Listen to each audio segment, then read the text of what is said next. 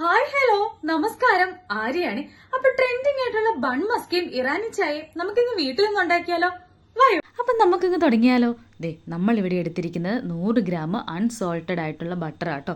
ഇത് റൂം ടെമ്പറേച്ചറിൽ വെച്ചതിന് ശേഷം ഒരു ബൗളിനകത്തേക്ക് നന്നായിട്ടൊന്ന് മിക്സ് ചെയ്തെടുക്കണേ. മിക്സ് ചെയ്ത ബട്ടറിനകത്തേക്ക് നമ്മൾ 3-4 സ്പൂണ് കണ്ടൻസ്ഡ് മിൽക്ക് ചേർക്കുന്നുണ്ട്.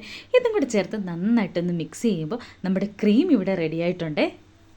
വേറെ ഒന്നും നമ്മൾ ഇതിനകത്തേക്ക് ചേർക്കുന്നില്ല കേട്ടോ. ഇതിങ്ങനെ കഴിക്കാൻ ഭയങ്കര രസമാട്ടോ. ഞങ്ങൾക്ക് മധുരം ഇഷ്ടമുള്ളവരാണെങ്കിൽ ഉറപ്പായിട്ടും ഇഷ്ടപ്പെടുവേ. അപ്പോൾ നമ്മുടെ ക്രീം ഇവിടെ റെഡി ആയിട്ടുണ്ട്.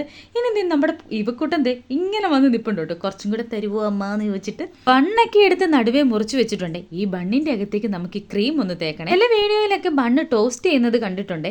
അപ്പോൾ ടോസ്റ്റ് ചെയ്യുന്നതിനേക്കാളും നല്ലത് ഇങ്ങനെ സോഫ്റ്റ് ആയിട്ടുള്ള ഒരു ബണ്ണിൽ നോർമലി തേച്ച് കഴിക്കുന്നതാണ്.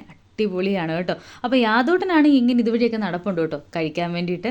അപ്പോൾ ബണ്ണ് റെഡിയായി അതങ്ങ് മാറ്റി വെച്ചു. ഇനി നമുക്ക് അടുത്ത് ഇറാനി ചായ ഉണ്ടാക്കാവേ. ചായ വെക്കുന്ന കുക്കറിനകത്താണ്. അപ്പോൾ 1 കപ്പ് വെള്ളം, 3 ഏലക്ക, 3 ഗ്രാമ്പു, 1 കഷ്ണം കറുവാപ്പട്ടയും 1.5 ടേബിൾ സ്പൂൺ ചായപ്പൊടിയും കൂടെ ചേർത്ത് കുക്കറിനകത്ത് വെച്ചൊരു 3 ഫിസിലും അതവിടെ ഇരുന്ന് ആകുമ്പോഴത്തേനും ഇപ്പുറത്തെ അടുപ്പിലേക്ക് നമുക്ക് പാല് വെക്കാം.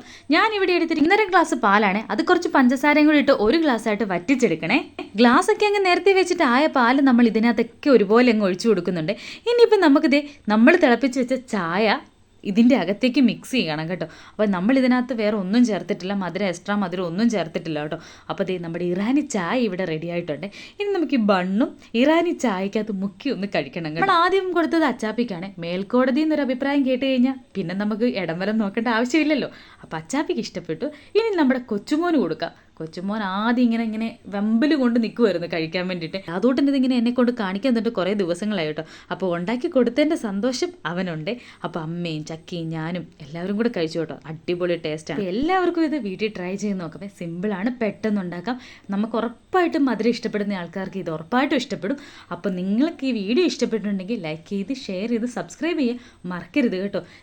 ഞങ്ങളുടെ ഒരു ഇവപ്പൊന്നും കൂടെ ഇവിടെ വന്നിരുന്ന് കഴിക്കുന്നുണ്ട്. ഇവയ്ക്കും ഇഷ്ടം കേട്ടോ ഇങ്ങനെ മധുരമുള്ള സാധനങ്ങളൊക്കെ. അപ്പോൾ വീഡിയോ ഇത്രയേ ഉള്ളൂ. ഇനി അടുത്ത വീഡിയോ ആയിട്ട് കാണും വരെ ടാറ്റാ.